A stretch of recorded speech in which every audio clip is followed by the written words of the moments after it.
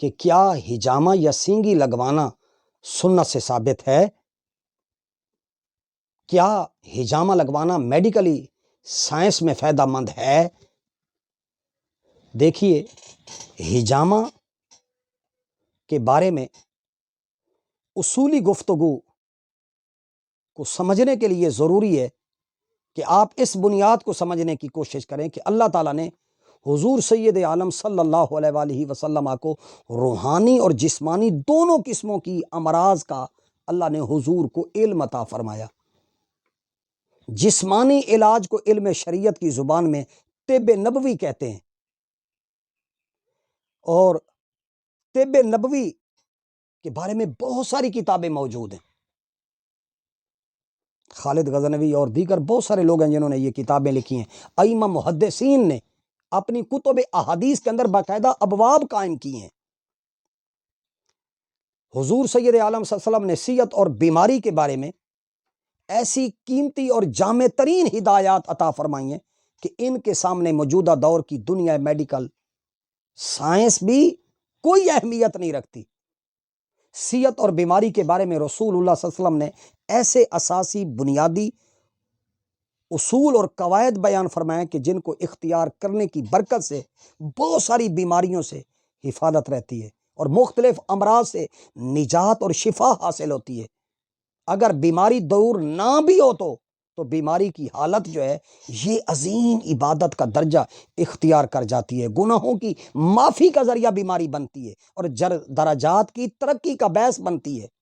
لہٰذا یہ اہم ایک نقطہ ہے جو سمجھنے والا ہے، اور جو بات سمجھنے کی ہے وہ یہ ہے کہ صحت اور تندرستی اور بیماریوں سے حفاظت کے لیے آج سے 1400 سال پہلے حضور سید عالم صلی اللہ علیہ وآلہ وسلم نے اپنے قول اور عمل سے ایک اہم اور واضح ترین ایک عمل نبی علیہ الصلوۃ والسلام نے جو حضور نے طریقہ علاج بتایا، دنیا اس طریقہ علاج کو آج سمجھ رہی ہے، سائنس آج اس جگہ پہ پہنچ رہی ہے، نبی علیہ الصلوۃ والسلام نے 1400 سال پہلے۔ تو لہٰذا ہجامہ کا عمل جو ہے یہ نبی علیہ الصلوۃ والسلام کا متعارف کروایا ہوا عمل ہے، اور اس کو ہجامہ کا جو عمل ہے اس کو تمام علاجوں اور دواؤں میں آج کی جدید میڈیکل سائنس نے بھی اسے مفید ترین طریقہ علاج قرار دیا ہے۔ ہجامہ یا سینگی کو جدید میڈیکل سائنس میں، انگریزی میں اسے تھراپی کا نام یعنی کپنگ تھراپی اس کا نام دیا جاتا ہے۔ تو لہٰذا یاد یہ رہے کہ ہجامہ کا مطلب جسم کے مخصوص حصے کے آس پاس کے موذی رکے ہوئے خون کو سینگ یا مخصوص کپ وغیرہ کے ذریعے جذب کر کے پچنے، استرے یا نستر وغیرہ سے خون خارج کرنا، اس کو ہجامہ کہتے ہیں۔ اور ہجامہ کے لیے عربی زبان میں ایک لفظ فسد بھی آیا ہے، فا صاد اور دال، فسد۔ ہجامہ اور فسد، کیا اس میں کوئی فرق ہے؟ یہ بھی ایک سوال ہو سکتا ہے کہ کیا ہجامہ اور فسد میں کوئی فرق ہے؟ تو یاد یہ رہے، پہلی بات یاد رہے کہ ہجامہ کا طریقہ علاج سنت مصطفیٰ ہے، حضور علیہ الصلوۃ والسلام کی سنت سے فرق ہے، سے ثابت ہے۔ لہٰذا ہجامہ اور فسد میں فرق ہے۔ ہجامہ اور فسد میں فرق یہ ہے کہ ہجامہ میں جسم کے کسی بھی حصے سے فاسد خون، فاسد مواد کو، فضلات کو وہ اکٹھا کر کے خارج کیا جاتا ہے، اور فسد سے مراد خون کو کسی چیز یا سینگی وغیرہ سے یا کپ کے ذریعے سے جذب کیے بغیر اسے جذب نہیں کیا جاتا، بلکہ رگ کھلوا کر خون کو خارج کیا جاتا ہے۔ تو فسد کو انگریزی میں اوپننگ وین کہا جاتا ہے، کہ یعنی کہ وین کو کھولا جاتا ہے۔ تو لہٰذا اب سوال یہ پیدا ہوتا ہے کہ ہجامہ کو سینگی لگوانا کیوں کہتے ہیں؟ یہ جو سینگی کا لفظ آتا ہے یہ اس کی وجہ کیا ہے؟ یہ سوال ہے، یہ نیا سوال ہے کہ ہجامہ کو سینگی لگوانا کیوں کہتے ہیں۔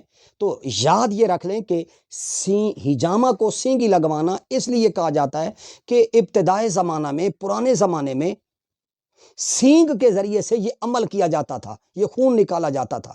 سینگ اندر سے کیونکہ ہوتا ہے خالی، ایک طرف سے ہوتا ہے چوڑا اور دوسری طرف سے ہوتا ہے پتلا باریک، تو لہٰذا پتلی طرف سے باریک سوراخ جسم کے حصے میں کیا جاتا ہے اور اس سوراخ سے منہ لگا کر ہوا کھینچی جاتی ہے۔ تو سینگ کی چوڑی طرف جسم کے حصے کے ساتھ وہ لگی ہوتی ہے، تو جب سینگ کے نیچے جلد والی جگہ میں مواد اکٹھا ہو جاتا تھا تو پھر اس کے بعد اس مقام پر استرے بلیڈ وغیرہ سے چیرا لگا کر اس مواد کو خارج کیا جاتا تھا۔ اس لیے اردو زبان میں اس عمل کا نام سینگی لگوانا پڑ گیا۔ تو لہٰذا ہجامہ، اب سوال ہے اگلا، ہجامہ کیوں لگوانا ضروری تھا؟ وجہ کیا تھی؟ بات یاد رہے کہ ہجامہ یا فسد کا عمل استفراغ یعنی جسم سے فاسد مواد کو، فضلات کو، غیر ضروری اور مضر صحت رطوبات کو خارج کرنا، جسم کو فضلات سے خارج کرنا ہوتا ہے۔ لہذا ہجامہ کا عمل جو ہوتا ہے یہ گرم علاقوں کے لیے زیادہ مفید ہوتا ہے، یہ ماہرین کہتے ہیں۔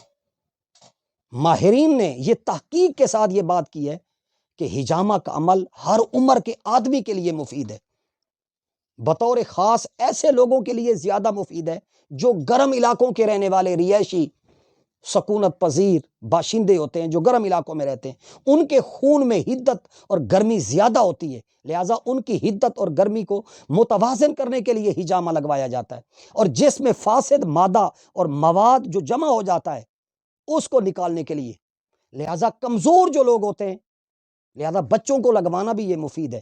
ہجامہ کا عمل جو ہے یہ بچوں کے لیے بھی مفید ہے۔ ہجامہ کا متبادل، اب یہ ایک سوال ہے، حضور سید عالم صلی اللہ علیہ وسلم نے 1400 سال پہلے فسد اور ہجامہ کے ذریعے علاج کیا، اور آج یہ بات بتائی گئی ہے کہ ہجامہ کا متبادل کیا ہے؟